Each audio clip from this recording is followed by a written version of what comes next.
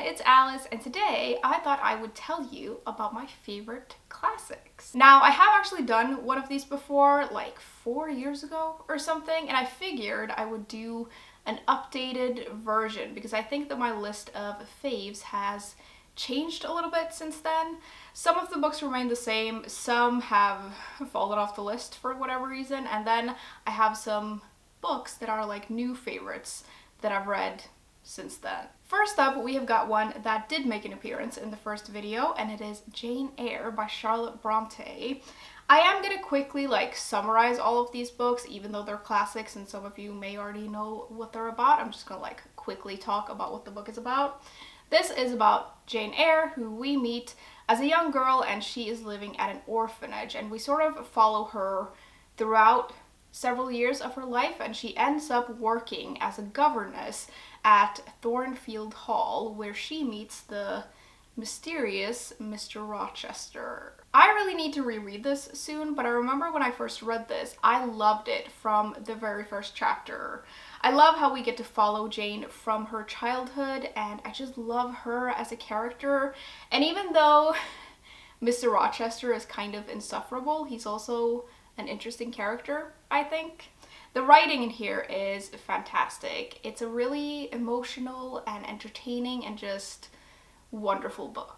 Secondly, we have got 1984 by George Orwell, and this is a classic dystopian novel set in this totalitarian society where Big Brother watches everything and everyone, and the thought police monitor and controls all original thought. And we meet this man who starts questioning the world that he lives in. So this is an interesting one because I totally understand why not everyone gets on with this book, because it's kind of like a slow one.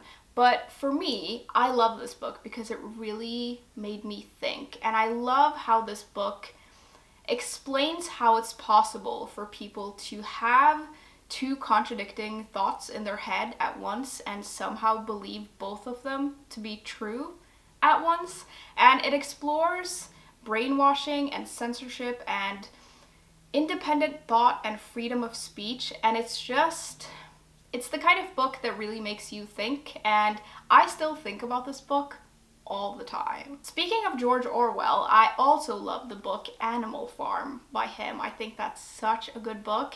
It's quite a lot shorter, and if you want to read some Orwell and you don't want to read this one, I would really recommend Animal Farm because it's slightly easier to get into, I think, and it's a quicker read. Then we have got a new favorite, and it is They Were Sisters by Dorothy Whipple. And this is set in England in the years between the two world wars, and we meet three sisters and we follow them and their fates as they marry three very different men. Whipple has become one of my favorite authors, and this is my favorite book by her. It is kind of on the slow side a little bit, this one as well. It's very character driven and kind of domestic, but I loved every single page of this book. I loved getting to know the sisters and seeing their relationships change as they grow up and change as people and things happen to them.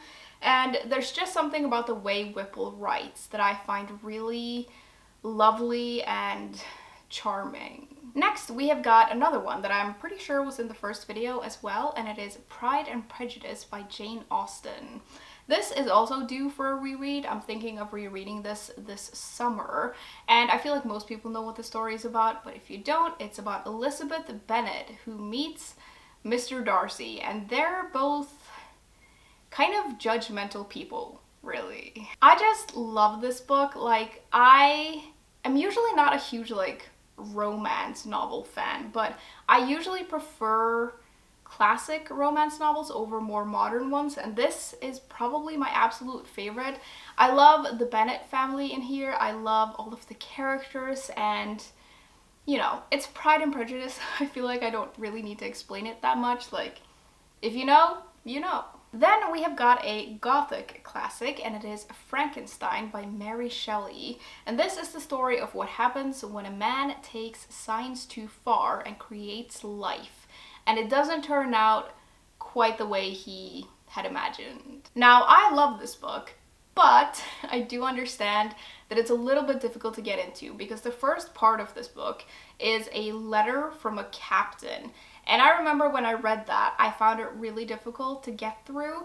But once you make it past that, you make it to the perspective of Dr. Frankenstein, and he tells you about his creation. And this is where all the cool stuff starts happening. We read from his perspective, and then we read from the monster's perspective, which is my favorite bit of this book. It's so good. Then we return to Frankenstein's perspective again, and then back to the captain. But like in the middle, here is where all the good stuff is, and it's so good. Like, this is a wildly atmospheric book. Like, there's thunder and mountains and raging storms, and the writing is amazing, and it's kind of creepy, but it's just so good. Like, it's such a good story, and I love it. Next, we have got some science fiction, and it is The Day of the Triffids by John Wyndham. This novel starts off with almost the entire world going blind because of a meteor shower, and we follow a man who keeps his sight because he happens to be in the hospital when this happens, so he didn't see the meteor shower. And he tries to navigate this world where everyone has gone blind almost, and things are very quickly falling apart. Now, in this world, there are these plants, and they are these like strange carnivorous things that grow to the size of a man, and they're poisonous if you don't trim them right, but usually they're okay to like keep in your backyard if you keep them on a leash, because they can pick up their roots and walk around. But now that the whole world has gone blind, these plants start getting the upper hand. I know that walking murderous plants sound kind of weird, and it is, but this is like one of my favorite apocalyptic novels. Like, it's just so good. I really enjoyed the characters and seeing the disintegration of society in here. I feel like it's captured very well. Then we have got the lovely The Great Gatsby by F. Scott Fitzgerald.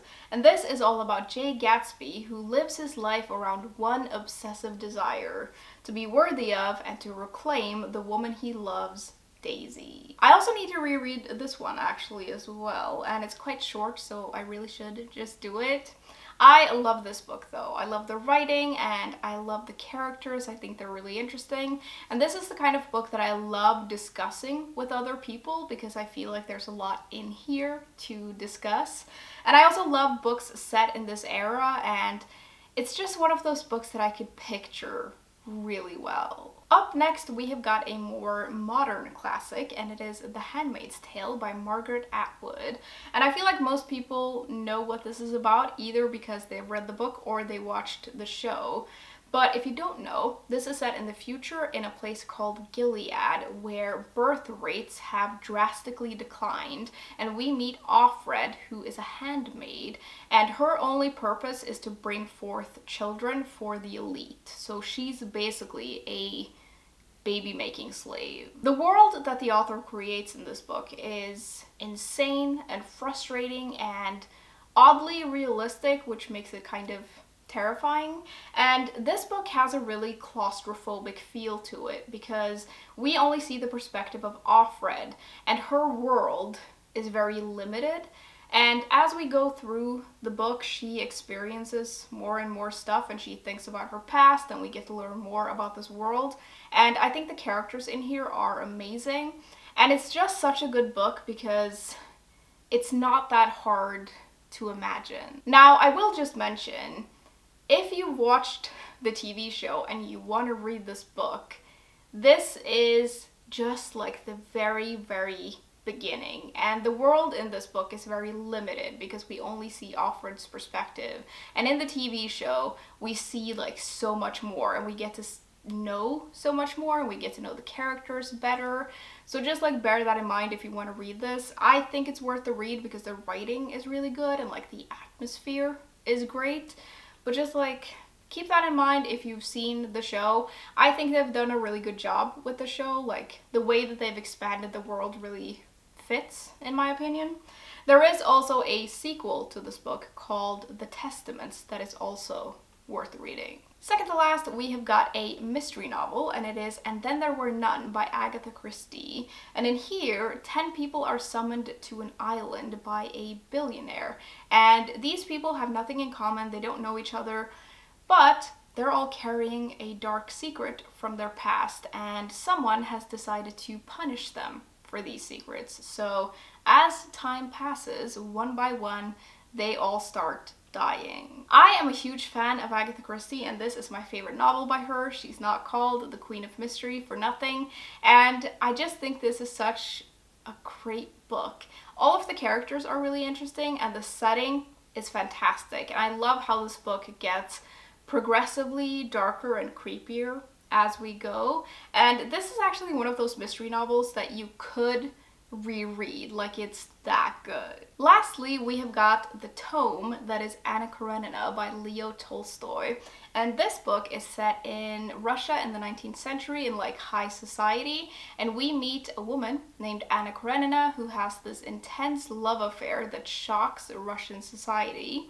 We meet Levin, who is a farmer who is pining for a woman who has turned him down, and then we meet this married couple whose relationship is ravaged by the husband's infidelity. I think this might be the most epic book I've ever read. Like, it's huge, but it's so good. It's filled to the brim with interesting characters, and I loved getting inside their heads and getting all of these different perspectives on everything that's going on.